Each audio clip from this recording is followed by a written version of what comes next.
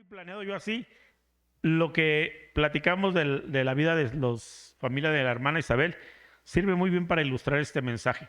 Prepárate para correr. ¿Cuántos años tiene su nieto, hermana? Ángel. Tiene 20.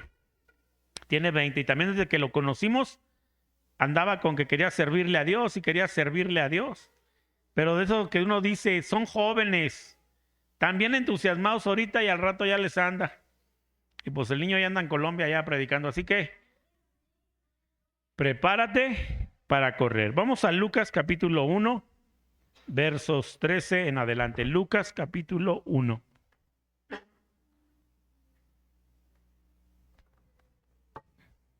¿Lo tienes? Dice así la palabra del Señor. Pero el ángel le dijo a Zacarías, no temas, porque tu oración ha sido oída, y tu mujer Elizabeth te dará a luz un hijo, y llamará su nombre Juan, y tendrás gozo y alegría, y muchos se regocijarán de su nacimiento, porque será grande delante de Dios. No beberá vino ni sidra, y será lleno del Espíritu Santo, aún desde el vientre de su madre. Y hará que muchos de los hijos de Israel se conviertan al Señor Dios de ellos, e irá delante de él con el espíritu y el poder de Elías, para hacer volver los corazones de los padres a los hijos, y de los rebeldes a la prudencia de los justos, para preparar al Señor un pueblo bien dispuesto. Amén. Nuevamente vamos a hablar un poco de Juan el Bautista. Mira, la palabra del Señor dice acerca de él que él tenía un ministerio y él fue ungido desde el vientre de su madre. Amén. Antes de la fundación del mundo, Juan el Bautista estaba preparado para predicar y tuvo una misión importante. Juan el Bautista despierta una época después de 400 años de silencio. En el último libro del Antiguo Testamento cierra y pasan 400 años hasta que tenemos nueva revelación, hasta que el Espíritu de Dios trae revelación y la manifestación de Jesucristo. Así que en 400 años, el pueblo de Israel, el pueblo de Dios, ha vivido a través de ritos y de sombras. No ha vivido de lo real. Ha vivido de pan frío. Te explico esto. ¿No es delicioso pasar junto a una panadería que está recién horneando el pan? ¿No es delicioso, y no sé si te ha tocado y si no te ha tocado de lo que has perdido, entrar a la panadería y agarrar una concha del sabor de tu predilección y sentir cómo se te hunden los dedos porque está recién hecha y le muerdes? Mira, yo vivía al lado de una persona que hacía pan y hacía conchas, ya nada más olíamos y salíamos corriendo. Lo de encima se derretía en tu boca. La Biblia nos habla acerca de que el sacerdote de Dios siempre tiene que tener pan fresco. La palabra tiene que ser fresca. El mensaje tiene que ser fresco. Esto es la palabra de Dios. Cuando nosotros tenemos una relación con Dios, debemos de tener una relación fresca. No podemos decir como algunos dicen, yo oro el lunes por los alimentos de toda la semana. Pues el viernes que te den lo que hicieron el lunes para ver si te gusta. ¿A ti te gustaría eso? Todos diríamos, no, a mí me gusta la comida calientita, recién hecha. Entonces, ¿por qué no tener esa comunión fresca con Dios? 400 años con solamente sombras. 400 años con pan frío porque no hay nueva revelación ni nueva manifestación. Pero de repente irrumpe Jesucristo. Y también Juan el Bautista, quien está preparando el camino de Dios. La predicación de Juan el Bautista fue una predicación complicada. Porque mira, predicarle a inconversos es fácil, entre comillas. Digo entre comillas porque predicarle a alguien que no conoce de Jesús es fácil. Ellos saben de pecado, ellos saben de maldad. Cuando a mí me hablaron por primera vez de Jesucristo, yo tenía una vida llena de maldad y de pecado. Que en su momento yo pensaba que no estaba tan mal. ¿Qué mal le hago yo a las personas yéndome a emborrachar yo solito? ¿Qué mal le hago a mi mamá llegando a 10 horas de la noche o al otro día? Pero no notábamos nuestra maldad y nuestro pecado. Y cuando nos empiezan a predicar la palabra de Dios, encontramos una tierra que está lista para recibir el evangelio. Pero predicarles a creyentes es bien complicado. ¿Por qué es complicado? Porque algunos están sentados calificando lo que haces. No escuchan el mensaje, pero mira nomás cómo viene vestido. ¿Eso es del Señor? Ni pastor parece. Mira nomás, ahí tiene sus lucecitas. Pues, ¿qué es esto, show o qué? Escuchan la palabra y dicen, lo pronunció mal. Así no se dice. Y les hablas de maldad y dicen, no, ¿cómo maldad? Si yo soy cristiano, llevo 35 años de cristiano. No me congrego, pero 35 años. Y es bien complicado predicarle a cristianos. Entonces, a un pueblo que tiene 400 años llenos de religiosidad, predicarles. Pero la Biblia dice que Juan traía una unción poderosa. Dice, él irá delante de Jesús con el espíritu y el poder de Elías para hacer volver el corazón de los padres a los hijos y de los rebeldes a la prudencia de los justos. Es decir, Juan el Bautista le predica a este pueblo que está lleno de religión acerca de tu religión no sirve y lo que necesitas es arrepentimiento y conocer al Dios vivo. Esa es la predicación de Juan el Bautista. Y por cuanto era una predicación difícil, la Biblia dice que Dios lo dotó con el espíritu y el poder de Elías, uno de los profetas más singulares de la Escritura, uno de los hombres de Dios más tremendos, un hombre de Dios que al verde, verde y al rojo, rojo, no andaba con medias tintas. Un hombre de Dios que la Escritura nos dice, nos muestra su vida, cómo era duro, era recio, pero respecto a la administración de la palabra. Amén. Él no tenía concesiones. Él no era de los que venía y le decían, ya hermana, sí, ya volvió a caer usted de nuevo en el pecado del chisme. No, se apure, a ver si para el siguiente año le... Él no era así. Él le decía, a ver, mujer chismosa, o le paras o qué, porque a esto dice la palabra. Este era el poder de Elías. El poder de Elías radicaba en la comunión que tenía con Dios y era un hombre poderoso en el espíritu. Este poder es con el que es dotado Juan el Bautista. Dos características: en el espíritu de Elías, con el espíritu de Elías, y en el poder de Elías. Amén. Vamos a Lucas 7:28.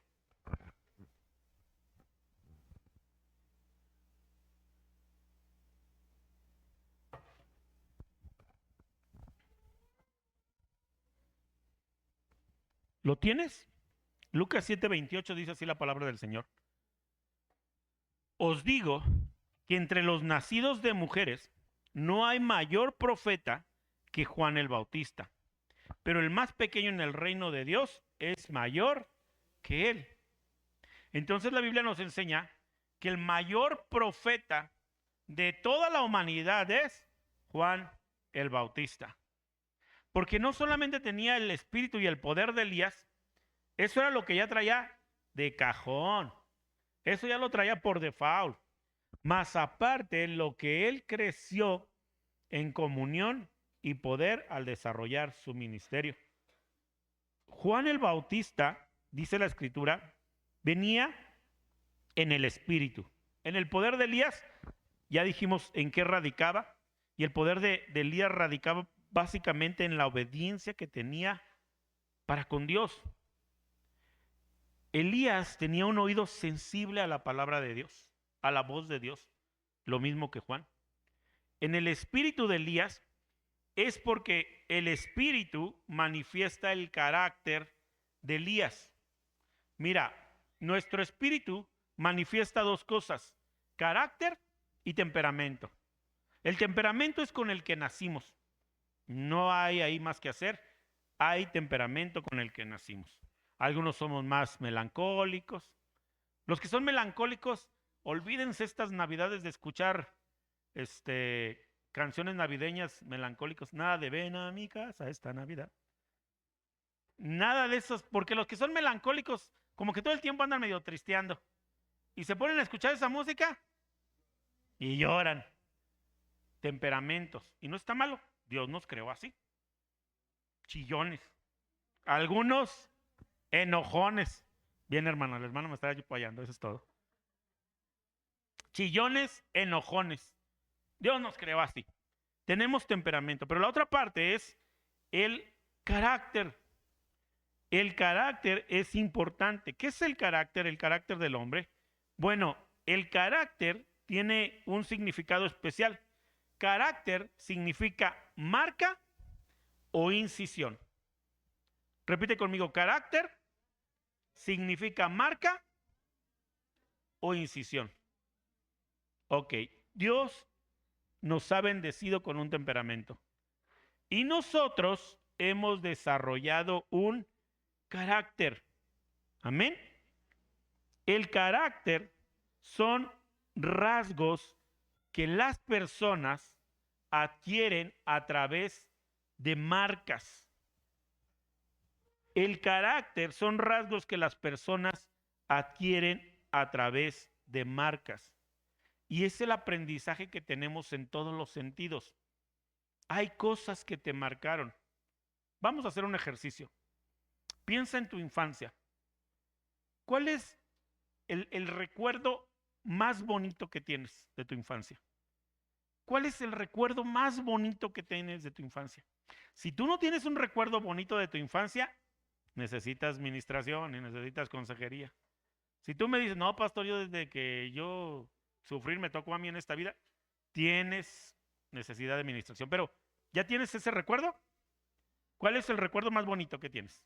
Vamos a rápidamente dos para no llevar mucho tiempo. Estrella, ¿cuál es el recuerdo más bonito que tienes?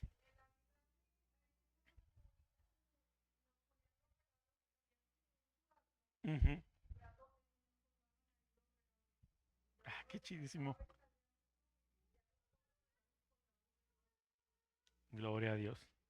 Una pregunta. Casi estoy seguro, pero quiero preguntarle. ¿Verdad que para usted es muy importante la Navidad y los regalos? Marcas. ¿Quién me puede decir otro de sus recuerdos así bonitos? ¿Nadie?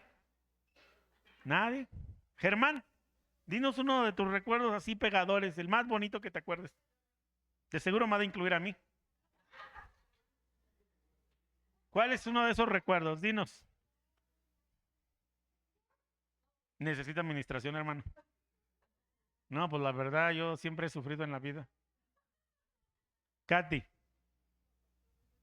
otra que necesita administración. Marisol, ¿nos puede compartir uno de sus recuerdos más bonitos?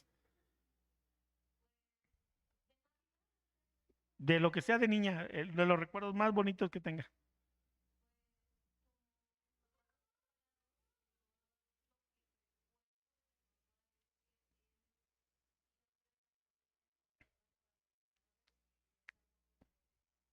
Ah, casi estoy seguro que alguna vez lo ha hecho usted. No de manejar, pero de sentarse en el carro y ponerse a alguno de sus niños ahí.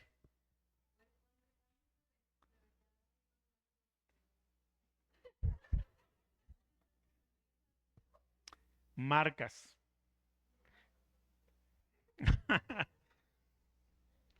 Eso es lo que forma nuestro carácter. Y qué bonito lo que estamos escuchando, pero también hay cosas bien terribles que nos han pasado. Hay cosas muy terribles que nos han marcado. Y a partir de esas marcas desarrollamos carácter. A través de esas marcas nos hacemos valientes, dependientes o independientes o temerosos. Esas son las marcas que nos han dejado. Mira, sabes, para mí yo tengo un conflicto muy grande con la infidelidad. Yo cuando escucho que alguien es infiel, tengo un gran problema. Tengo un gran problema para ministrar a personas infieles. Uno de los recuerdos que yo tuve de niño, ay, todos están esperando. ¿Qué hizo su papá o su mamá? No, recuerdo estar con mis papás y mi papá traía aquí el pecho arañado, marcado. Y yo me quedé espantado. No recuerdo cuántos años tenía, recuerdo que yo me quedé espantado. Y mi mamá me dijo, ¿ya viste a tu papá? Y yo así. Y me dijo, una señora le hizo eso. Todo por andar con una señora, mira cómo lo dejó. Y mi papá nada más se reía. Y para mí era conflictivo, así como que, ¿mi papá?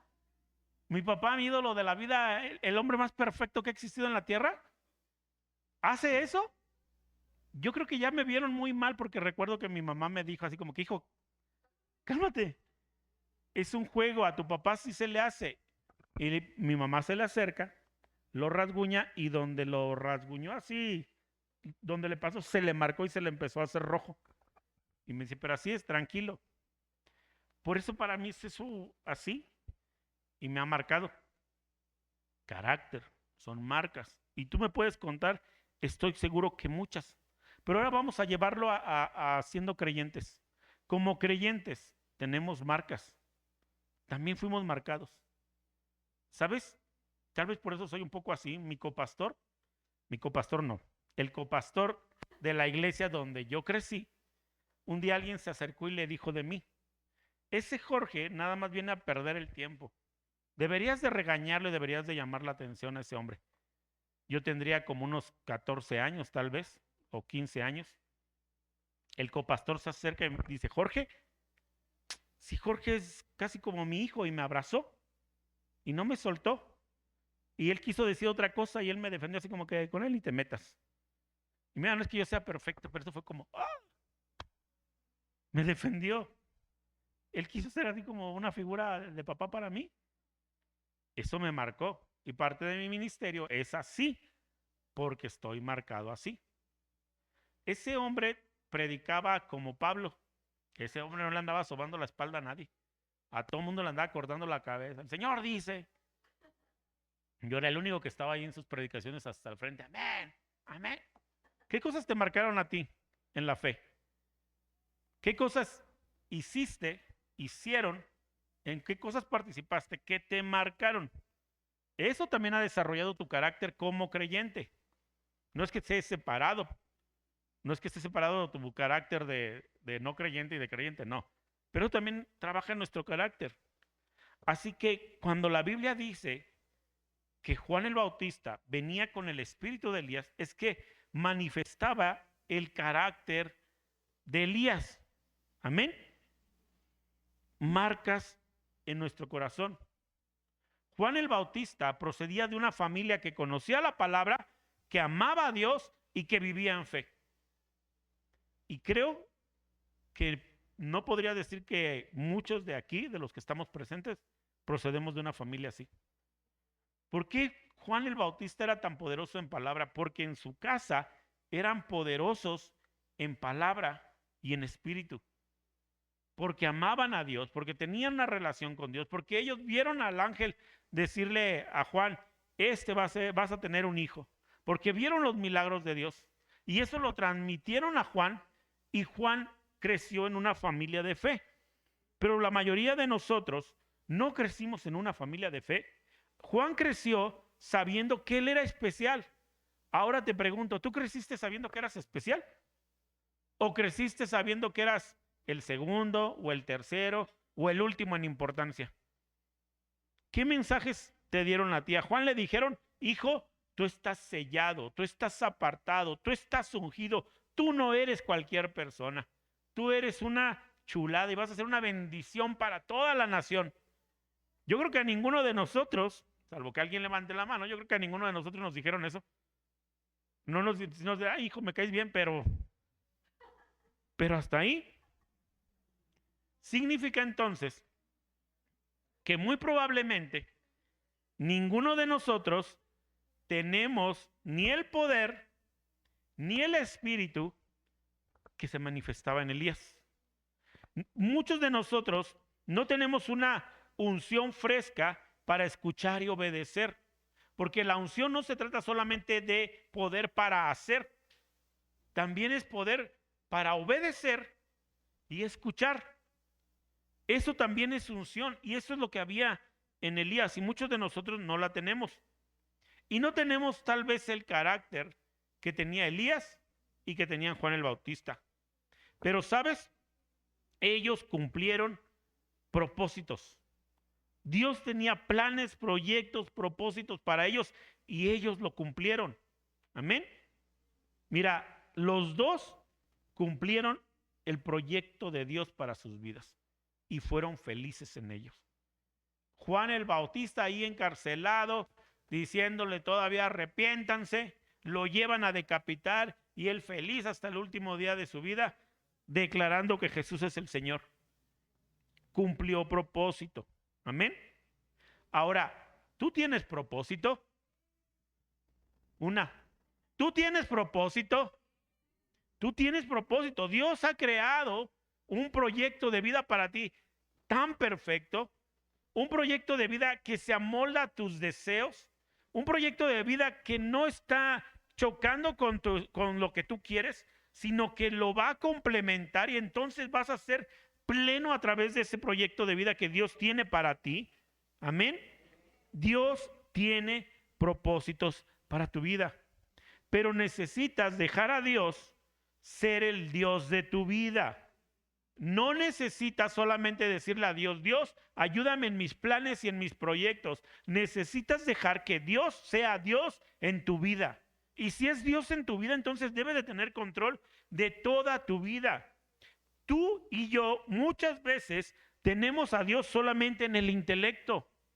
Es decir, creemos, esperamos, deseamos, pero todo es a nivel mental, intelectual. No tenemos ni comunión ni profundizamos. Yo les decía ahorita y en el volante que les dimos dice, la mitad de los cristianos o más de la mitad de los cristianos dicen orar diariamente.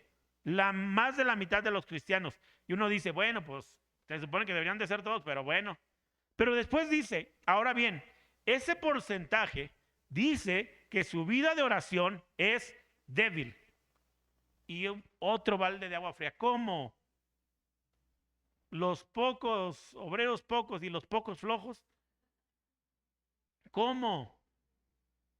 ¿Sabes? Por eso Dios puso en mi corazón, vamos a orar como congregación.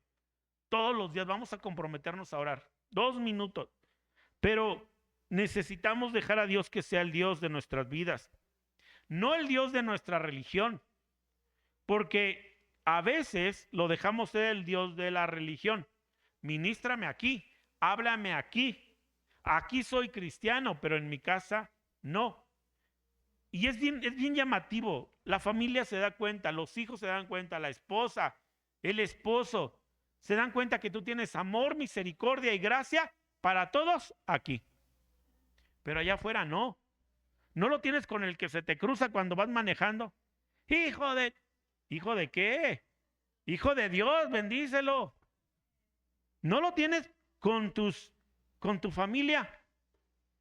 En la iglesia el pastor se puede tropezar, vaciarte el café encima y tú vas a decir, ay, no se preocupe, pastor, gloria a Dios, ya hasta me quedó mejor. Que eso lo haga tu esposa, que eso lo hagan tus hijos, a ver si les dices lo mismo. En el área religiosa dejamos a Dios ser Dios, pero Dios quiere ser Dios de toda nuestra vida. Deja que Dios trabaje con tu carácter y fluye con Él, no te opongas. Difícil cosa te es dar golpes contra el aguijón. Es duro cuando Dios quiere moldear tu carácter. Y a veces vienen situaciones en nuestra vida que son o repetitivas o muy desafiantes, pero es Dios moldeando tu carácter. ¿Sabes? Yo le pido perdón a Dios porque yo pensaba de las personas y decía, a tal persona le voy a pedir que sirva en tal área porque eso le gusta, pero en otra no, porque eso no le gusta o no sabe. Y entonces, ¿cómo van a lidiar con su carácter? Habló el Señor a mi vida. ¿Tú qué sabes? Tú no podías hablar y estás predicando, pero lidié con tu carácter. Y con mi carácter usó a mis pastores. Por eso si me odias, dale gloria a Dios porque te está preparando el carácter. Lo he dicho algunas veces y para los que no lo han oído se los voy a volver a repetir. Yo dije, Señor, qué gachos son. Todos los que me han tocado como pastores son bien gachos. Y mira, no es que hayan sido gachos, pero yo no estaba viviendo una vida ordenada. Así que cuando me venían a exhortar, pues yo decía, son bien gachos. Nunca me paraba en la iglesia. Y cuando me paraba no me pelaban y yo decía, son bien gachos. ¿Quién era el gacho? Pues yo. Y cuando el Señor me confronta me dice, qué bueno que ves todo eso, hijo, porque el día que tú me estés sirviendo a mí no voy a pedir menos de lo que tú estás exigiendo de tus líderes. Y dije, no te creas, Señor, yo los perdono en el nombre de Cristo Jesús. Pero deja a Dios trabajar con tu carácter. Fluye con Él. Si alguien te dice, si el pastor te dice, hermana, hoy le toca orar, usted diga, amén. Si trabajando en el ministerio tuviste un roce con un hermano, no digas, yo ya no voy a venir aquí, pastor, porque el hermano me cae bien gordo, no me deja. Ya le dije yo que me deje y no me deja. Fluye, sométete. Si no aprendes a someterte, entonces ¿cómo aprenderás a estar en autoridad? Si no eres capaz de lidiar con tus autoridades, el día que tú estés en autoridad te va a tocar uno igual que tú y ya te va a andar. O peor, exacto. Exacto. Ayer antier tuve una situación muy bonita. Hace muchos años, Dios me dio una palabra. Me dijo, yo voy a hacer que vengan delante de ti y reconozcan que yo te he amado y que te pidan perdón. Le dije, ¿qué pecador anda en mi contra que tiene que venir a pedirme perdón? Pero fue muy bonito porque había en la ribera, hace muchos años, una persona, estaba yo predicando y esa persona se burló de mí cuando yo estaba predicando. Luego tuvo una necesidad y fue a la iglesia, cuando la iglesia la teníamos en casa. Yo no recordaba bien hasta que la vi. Su hijo enfermó, le brindamos recursos y medicamentos. Andaba en el mundo. El día del viernes, la encuentro en un desayuno. Yo no la recordaba, pero me dice, yo lo conozco a usted. Yo lo vi en la ribera. Y cuando usted le hablaba de Dios, yo me burlaba de usted. Yo me burlé de usted y le dije a mis hijos, todo lo que ese hombre dice es mentira, no le crean, Dios no existe. Y me acuerdo que fui ahí y que usted nos ayudó. Yo le pido perdón porque Dios me habló hace poco y me dijo, vas a ver a la persona que te habló del evangelio y le vas a pedir perdón. Y yo no esperaba encontrármelo aquí. Y aquí lo estoy viendo y quiero pedirle perdón. Pero ¿sabes? Yo la veo y me veo a mí cuando llegué a la iglesia. Desafiante, molesto, agresivo. Yo era igual o peor que esa mujer. Y esa mujer ya pastoreando vino a mí. Gloria a Dios que hace todas las cosas. Afinó mi carácter, afinó el de ella. Amén. Deja a Dios trabajar con tu carácter. Deja que esas cosas que te marcaron fuera de Cristo, Dios las reacomode y las use para darte un nuevo enfoque. Deja que todo lo que está pasando y todo lo que te ha pasado en tu vida en Cristo, Dios lo use porque está moldeando tu carácter. Para empezar, iglesia, necesitamos volvernos a Dios. Ese fue el mensaje de Juan el Bautista y esa fue la profecía. Él hará volver el corazón de los hijos al Padre. ¿Recuerdan al hijo pródigo? Vamos a Lucas capítulo 15, verso 17.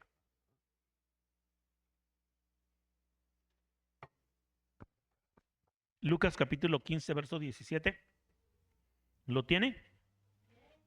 Vamos a leer esa parte, dice así. De ahí en adelante. Y volviendo en sí, dijo, ¿cuántos jornaleros en casa de mi padre tienen abundancia de pan y yo aquí perezco de hambre? Me levantaré e iré a mi padre y le diré, Padre, he pecado contra el cielo y contra ti. Ya no soy digno de ser llamado tu hijo. Hazme como a uno de tus jornaleros. Y levantándose vino a su padre. Y cuando aún estaba lejos lo vio su padre y fue movido a misericordia y corrió y se echó sobre su cuello y le besó. Y el hijo le dijo, Padre, he pecado contra el cielo y contra ti, y ya no soy digno de ser llamado tu hijo.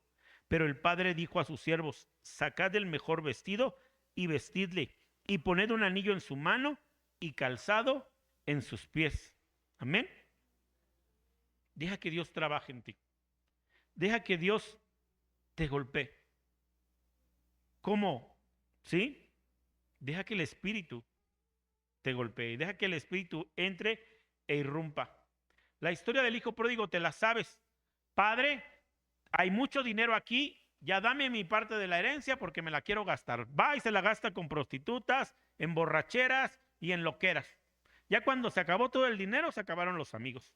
Lo mandan a cuidar puercos Y cuando está cuidando puercos y les da de comer, tiene tanta hambre que dice, ¿cómo se me antoja esos desperdicios? Y dice la escritura, ahí donde comenzamos en el verso 17, y volviendo en sí, dijo. Las palabras que usa en el original para decir y volviendo en sí, denotan un golpe. El espíritu llega y lo golpea, porque te lo han dicho una y otra vez, tus papás, tus amigos, tus familiares, tu esposo, tu esposa, tu pastor, y tú no entiendes. Pero cuando llega el espíritu y nos golpea, volvemos en nosotros y decimos, ¿qué he hecho?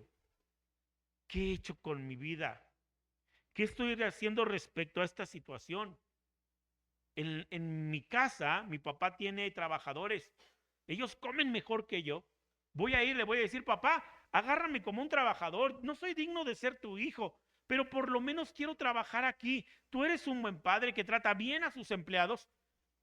Les das buena comida, les haces su cena de Navidad cada año. Yo quiero eso por lo menos. Así que se para y va. Y cuando el padre lo ve, es movido a misericordia y viene y lo abraza y lo besa y está ahí con él. Y él le dice, discurso porque había sido golpeado, había entendido. Padre, no soy digno de ser tu hijo. He pecado contra ti y contra el cielo. Y no lo deja terminar el papá. Ahí se queda, volviendo en sí. Dios nos dice en la palabra que nos quiere dar un corazón nuevo. Yo quisiera decirte que cuando recibimos a Cristo nuestro corazón es cambiado. No, cuando recibimos a Cristo nuestro corazón empieza a cambiar.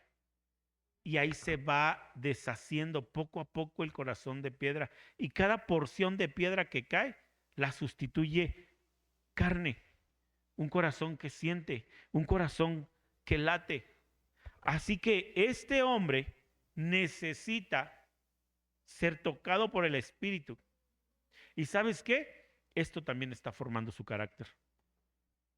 Esto también está formando su carácter. Él está buscando a un padre que está listo para castigarlo y encuentra a un padre que está listo para amarlo. Él está buscando ser castigado, porque inclusive la Biblia dice que él llega arrastrándose. La forma de pedir perdón a un padre no es como ahora. Ahora somos bien baquetones. La regamos con nuestro papá y llegamos a papá, perdóname, no. Míralo, perdóname, no. Pero ¿cómo pedían perdón en el tiempo de Jesús? ¿Cómo le pedían perdón a un padre? Bueno, antes de llegar, por lo menos 150 o 200 metros antes de llegar, se ponían en rodillas. Se ponían un manto de silicio, una tela áspera. Se echaban ceniza y entraban arrodillados hasta donde estaba el padre.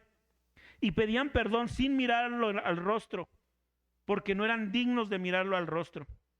Si el padre extendía su mano sobre ellos, entonces él podía levantar el rostro y esperar qué decía. Si el padre no respondía, si el padre no extendía la mano, entonces sabían que no eran perdonados y con la misma salían. Pero este padre no solamente extendió su mano, se le echó encima y lo empieza a abrazar y lo empieza a besar y le empieza a decir: mi hijo, este es mi hijo que estaba muerto, pero ahora ha revivido de nuevo. Esta es la imagen que nos regala la Escritura. ¿Y qué me enseña esto a mí? Para lidiar con mi carácter, una de las cosas que tengo que hacer es presentarme delante de Dios y reconocer mis faltas, mis fallas, no solamente pecado, mis errores. Señor, perdóname porque dije y no hice. Perdóname porque di mi palabra y no la cumplí. Señor, yo te dije que todas las mañanas a las 5 de la mañana, lo hice 2 días y al tercero me levanté hasta las 10. ¿Cuántas veces hemos hecho eso? Cuando reconozco mis fallas, también reconozco que abandoné mi propósito porque no he desarrollado carácter. ¿Sabes que algunos de aquí han abandonado su propósito? Están con Jesús de forma religiosa, pero no están cumpliendo propósito. No sabes cómo me alegra ver cómo las personas cumplen propósito y sin saberlo, sin saberlo. El hijo va al único lugar donde puede ser cambiado, ministrado o su vida puede ser cambiada. ¿A quién va? A su padre. ¿Y qué nos dice Jesús? Cuando alguno de ustedes haya pecado o fallado, vengan al trono de gracia. Vengan al trono donde no van a recibir juicio, pero van a recibir misericordia y arrepiéntanse. Y yo extenderé mi misericordia sobre ustedes. ¿Cuánto nos ha enseñado Dios? ¿Cuánto nos ha enseñado Dios? ¿Cómo ha formado nuestro carácter? A veces me pongo a pensar y digo, hay cosas en las que estoy viviendo que son maravillosas y sé que es el propósito de Dios, pero también sé que llegué muy tarde porque no dejaba que Dios afinara mi carácter. Tal vez lo que estoy haciendo a los 47 años pude haberlo hecho a los 30, pero llego muy tarde porque abandoné mi propósito y no dejé que Dios moldeara mi carácter y no tomé las cosas en serio. ¿Sabes? Al principio de recién casados, para mí se me hacía muy fácil todo. Para mí se me hacía muy fácil decir sí y no cumplir. Para mí se me hacía muy fácil decir voy a hacerlo y no hacerlo. Y mi esposita maravillosa, que es una bendición, hombres, escuchen a sus esposas, ayuda idónea tiene que ver también con eso. Y mi esposita maravillosa me decía, ¿en serio vas a hacer eso? Quedaste de ir, pero estoy muy cansado. Y tú sabes que estoy cansado. Estoy trabajando en la obra con cal, con cemento, cargando ladrillos. Estoy sucio, estoy cansado. ¿Tengo una justificante? ¿Para qué voy allá? Nada más hice a tomar un café. Simplemente porque diste tu palabra. Y así me aventé algunos años hasta que Dios me golpeó y dije, ¿cuánta razón tenía mi esposa? Pero ¿sabes cuánto tiempo pasó para que yo dejara que el Espíritu me golpeara? 2 o 3 años. Significa que lo que estoy haciendo ahora, que yo siento que estoy caminando en el propósito, pude haber llegado hace 3 o 4 o 5 años. Pero no. ¿Quién fue el que la regó? Yo. El Padre hace algo maravilloso en el verso 22. Vamos ahí de nuevo a Lucas 15, verso 22. El hijo habla con el padre y reconoce sus fallas, sus errores y sus pecados.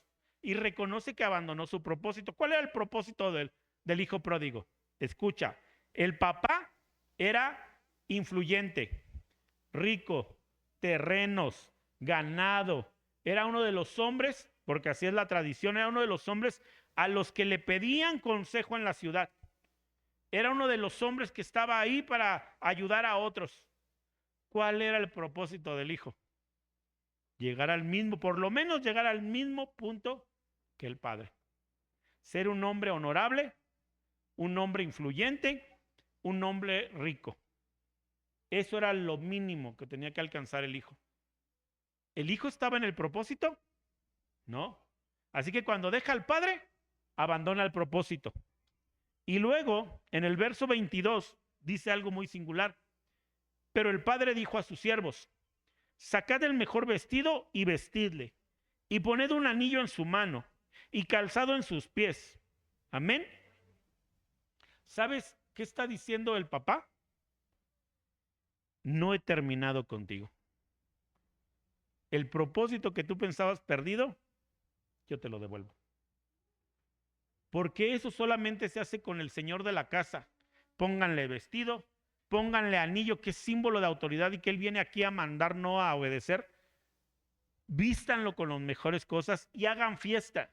Porque cada vez que el jefe de casa regresaba, después de haber salido a negocios, después de haber salido a no sé qué, en la casa lo tenían que recibir mínimo con una buena comida. Y si había ido muy lejos, tenían que recibirlo con una fiesta. ¿Y qué está haciendo el padre? Le está regresando el propósito. Le está entregando de nuevo el propósito. Amén.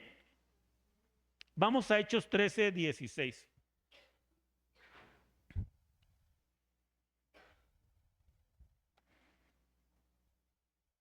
¿Lo tienes?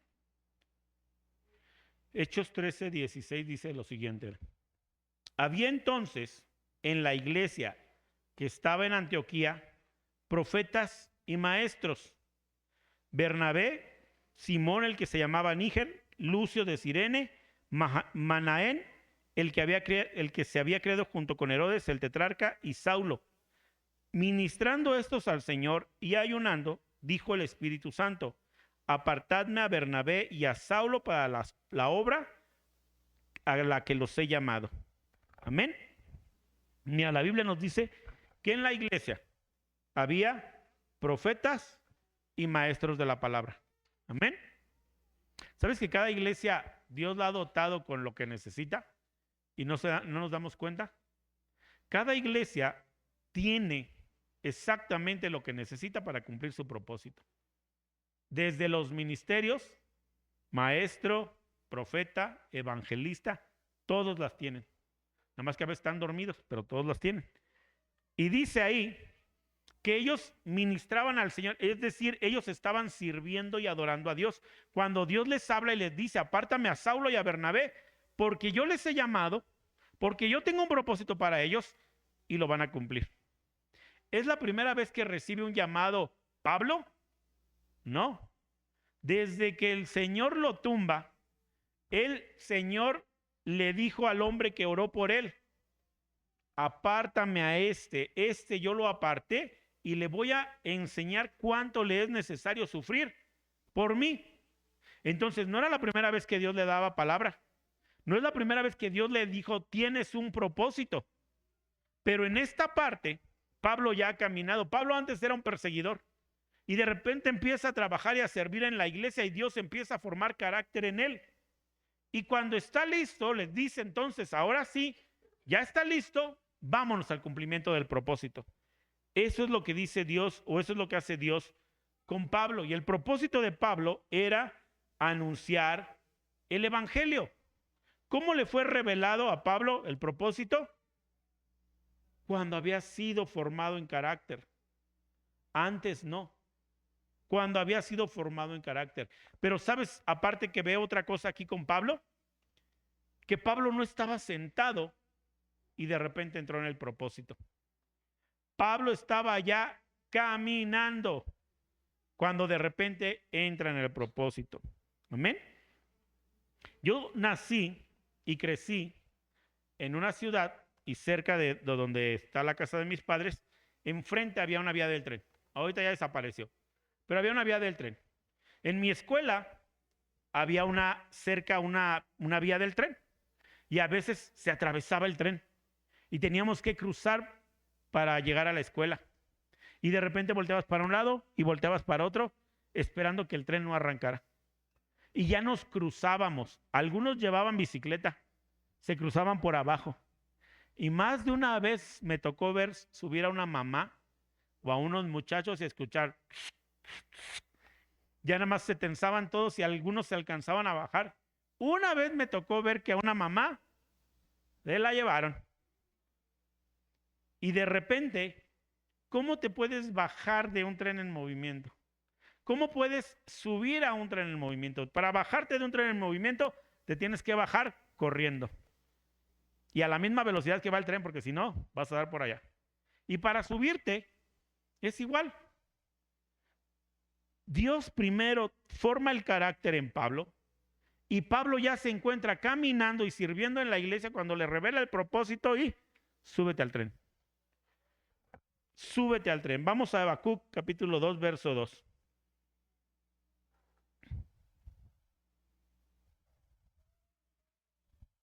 ¿Lo tienes?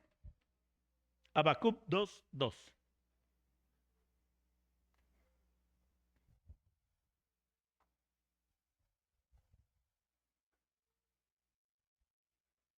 ¿Lo tienes? Y Jehová me respondió y dijo: escribe la visión y declárala en tablas, para que corra el que leyere en ella. ¿Qué está pasando en medio de esto con el profeta Habacuc? Bueno, Habacuc le está preguntando a Dios: Dios, ¿qué onda con la nación? ¿Qué onda con el pueblo? ¿Por qué nos tienes tan sumergidos así? No salimos de una cuando ya vamos a otra. Sí, somos una bola de pecadores, pero No hay chance, una oportunidad para nosotros. ¿Cuándo vas a venir y vas a ayudar a tu pueblo? Dios le dice, estoy por ayudar al pueblo, pero haz esto. La visión que yo te doy, escríbela en tablas para que el que la lea corra en ella.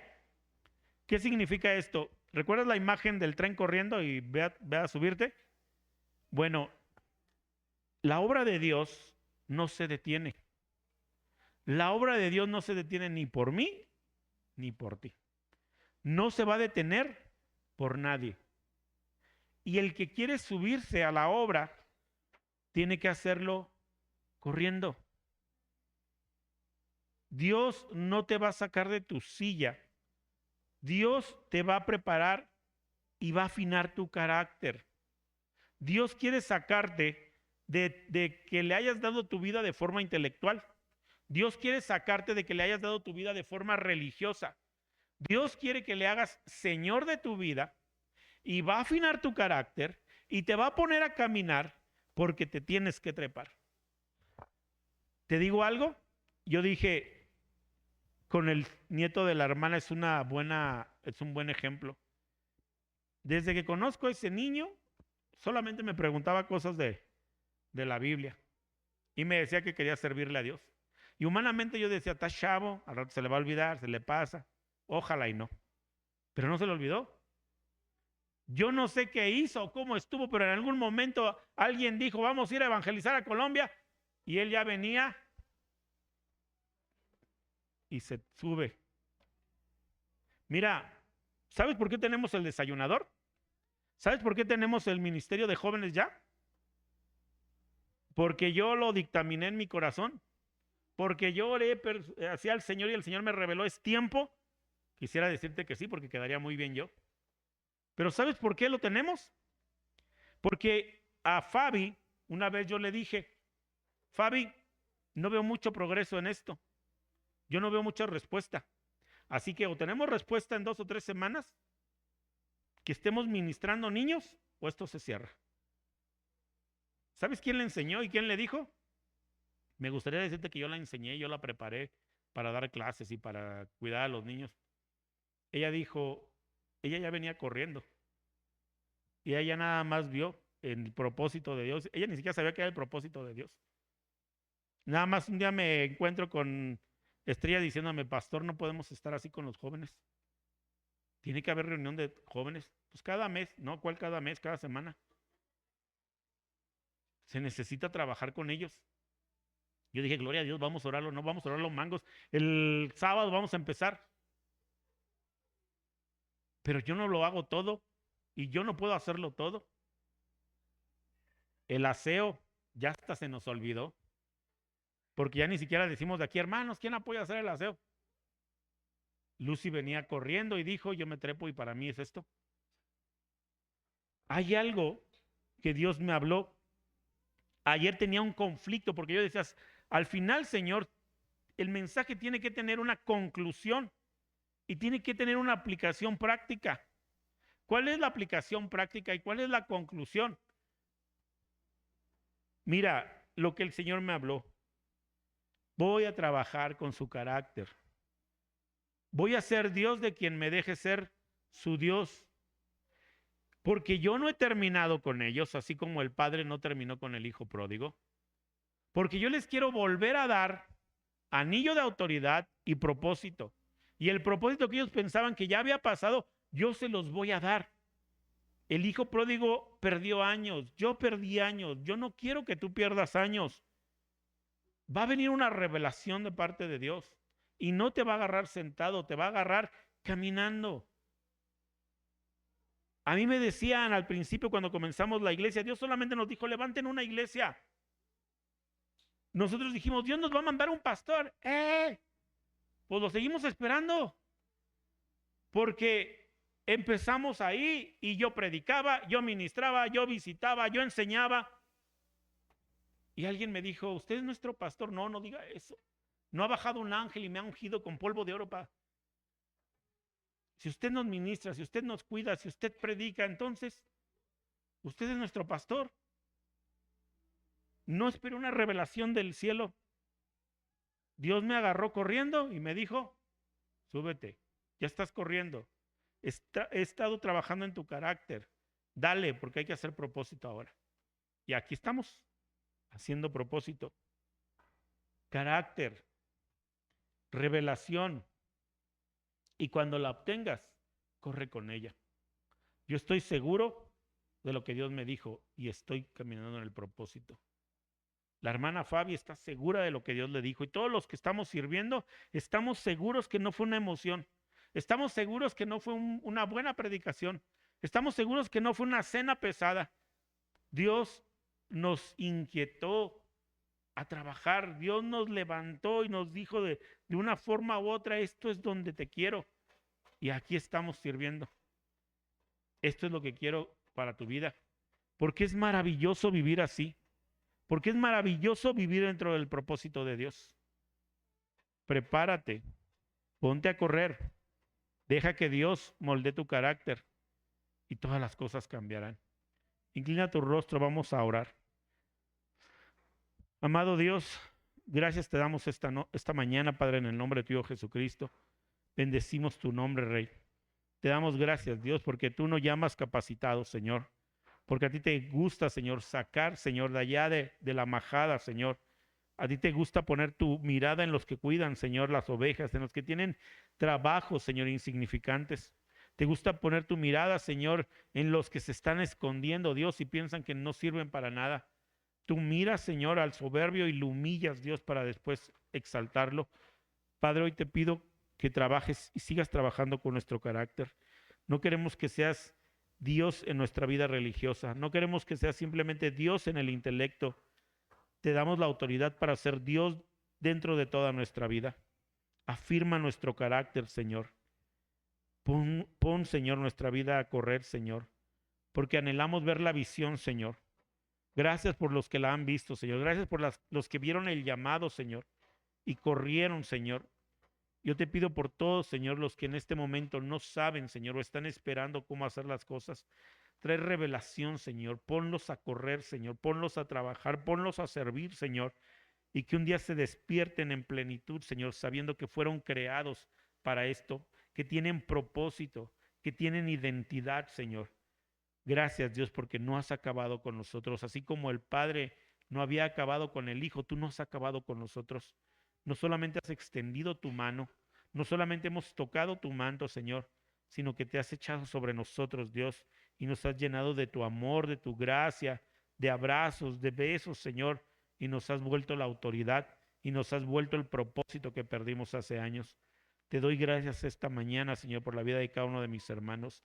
Bendice sus vidas, ministrales, Señor.